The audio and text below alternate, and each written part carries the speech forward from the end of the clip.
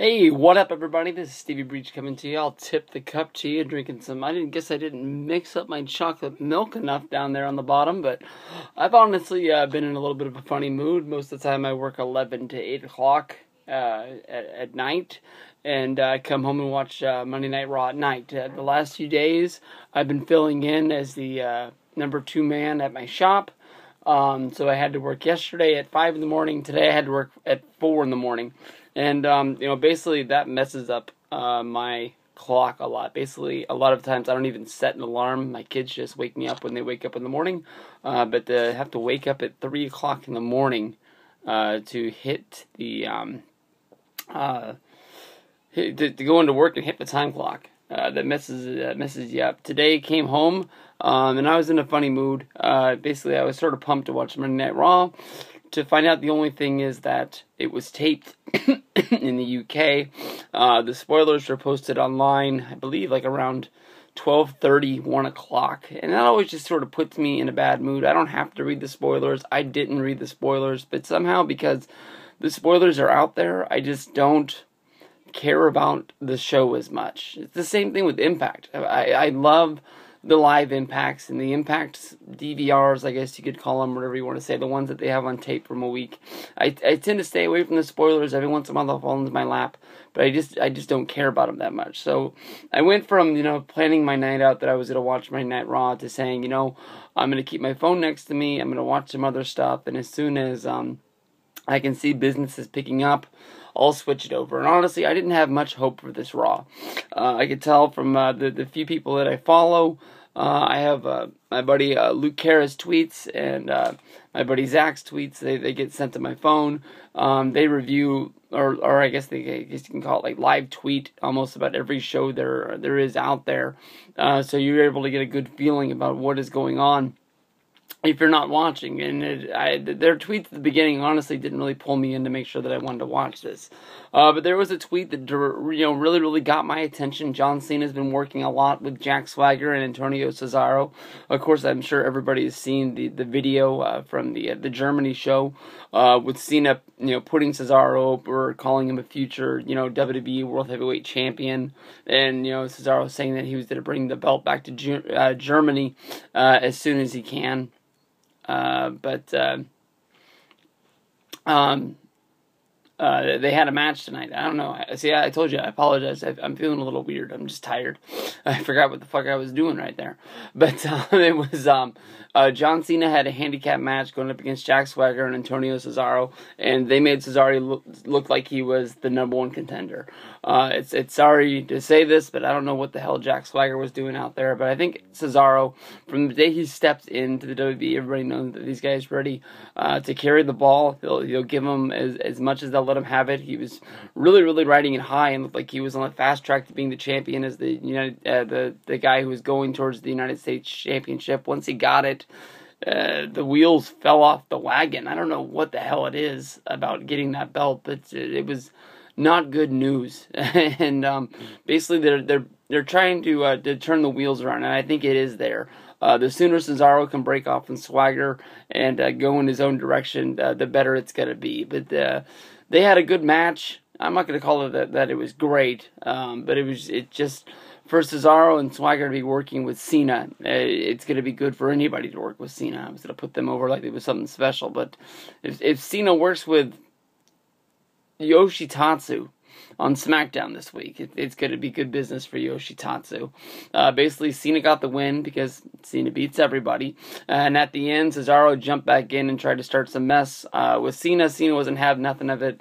But Del Rio came in. Del Rio hit him with a steel chair, threw on the arm breaker, and looked like he was going to end John Cena's career right there in the middle of the ring. And then the man himself, Biggie Langston, ran down. A lot of people have been saying Biggie Langston, the one reason he's really getting his push on TV is because he has John Cena in his corner really backing him up, telling people that this is the guy they need to push, make sure he's on TV, he's the right guy. And I'm not in Big E's corner for that reason, but from the second I saw Big E, I really liked him. He has the same sort of stature that Taz did back in the day when he came in to WWE. Of course, they pushed him right off the bat, and then the wheels fell off because I'm not sure if they just figured out he was Taz and didn't want to do anything with him, if they thought he was too small, or I don't know what happened. But basically, you know, I thought that everything that was special about Taz and ECW, they were going to use in WWE, and basically they just didn't want to. You know, a lot of people have said that Taz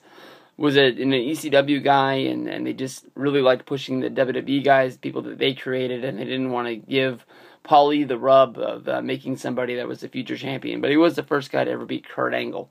But I see a lot of Big E and Taz, or I see a lot of Taz and Big E, and that's the reason why I like to get behind him.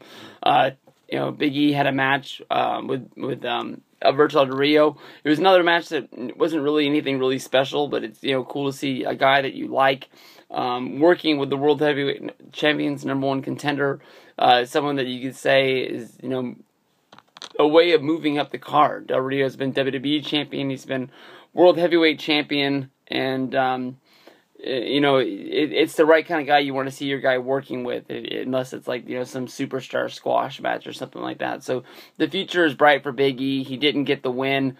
He did tap out to the arm breaker, and Del Rio got the win. But from there we go to, I don't even know how this match got put together. I don't know if it was Corporate Kane or if it was Maddox, or I don't know. But anytime you can get a match like this is fucking awesome. And I don't know why they didn't even out the odds, why they made it a handicap match, but you couldn't tell. I mean, CM Punk versus Daniel Bryan versus The Shield. I have seen Daniel Bryan and Seth Rollins in about every single kind of match. For the longest time, when they were having all the six-mans with you know, back in the beginning of the year when the Shield was fresh, it seemed like Daniel Bryan was in all of those matches, and they were sort of, that was like the person that was married to the Shield was Daniel Bryan, and they were involved in the storyline. Was the Daniel Bryan wanted to be the guy that was going to beat the Shield, and Daniel Bryan was the first guy to pin the Shield in a match. Wasn't it on SmackDown? It might have been on Raw. It was definitely on TV, and it was a big moment. Like, you know, basically the WWE finally got to put their flag back in their ring. The Shield wasn't, you know, running rampant over them anymore, and it didn't really take, you know, all the wind out of the Shield. The Shield was still a pretty badass team.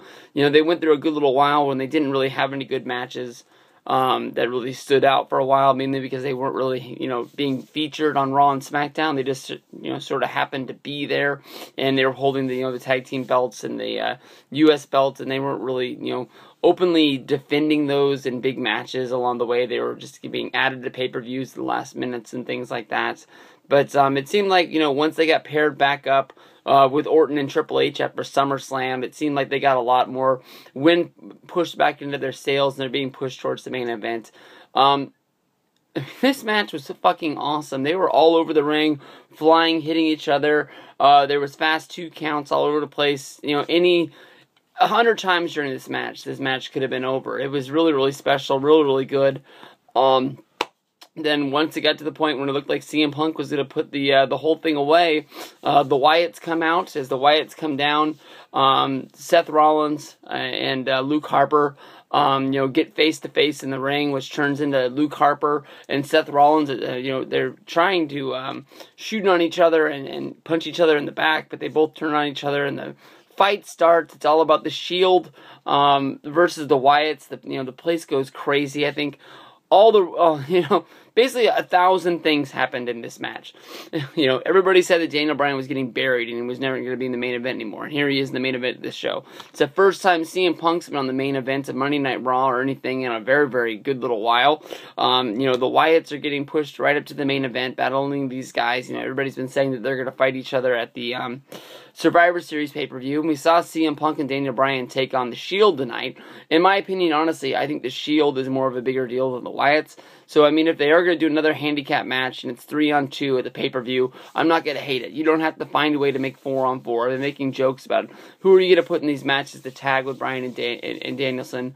And, you know, basically, who's going to be the 4th member of this tag team to be out there with, you know, the Wyatts. You bring back the Boogeyman or something stupid like that. I don't know. But basically, I think they've set themselves up. Just go 3-on-2 at the pay-per-view. I think everybody in the world is going to be buzzing about the Shield versus the Wyatts. That'll probably be one of the hottest things that people are making videos about tonight. and we'll just go from there. But all in all, this Raw for me was honestly, it was saved at the last minute. I only watched, I guess that was the last hour, and it doesn't really look like I missed. I can't really lie to you guys and review to you guys with a whole bunch of stuff. It seems like Orton fought in a handicap match against Rhodes and Goldust. That really doesn't make any sense to me because the bad guys have the advantage. They're booking the show, so why would they put themselves in a handicap? That doesn't make any sense to me. The Los Matadors versus Santino, and Los Matadors and Santino versus three-man band, and that's not missing much. Sandow versus Kingston. I don't think that's going to be that great. And we got Dolph versus Axel, which honestly I heard was a good match. Nikki versus Tamina, you're not missing much there. Fandango versus Tyson Kidd, that could be a good match. I didn't hear anything about it. So, I mean, that's going to be stuff that I have to listen to a review tomorrow when I listen to Big Dave and Bryan talk about it on their podcast, which I'll listen to in the morning when I'm at the gym. So, I don't know. I don't think I really missed out on much. I think I got the best part of it. Glad the UK got a Monday Night Raw. They don't get a whole lot over there, but what they do always seems like it's almost like a pay-per-view that stretches out over a whole week.